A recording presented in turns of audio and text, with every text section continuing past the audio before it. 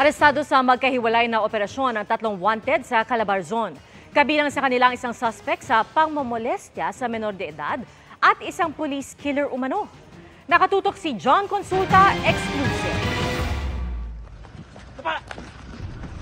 Agad sinunggaban ng mga operatiba ng Calabarzon Police ang kanilang target.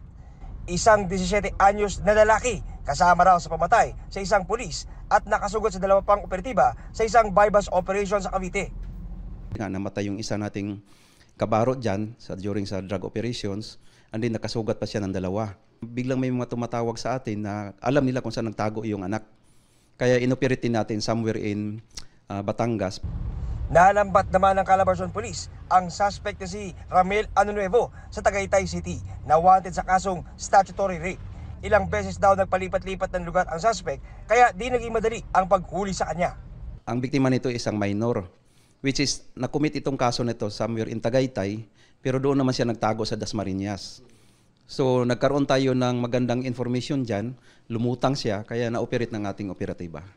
Arestado rin ang may arrest warrant na si Howard Cruz sa Cardona, Rizal dahil sa pagbebenta ng illegal na droga. Mabigyan natin ng hustisya. Kailangan nating huliin yung mga taong ito, no?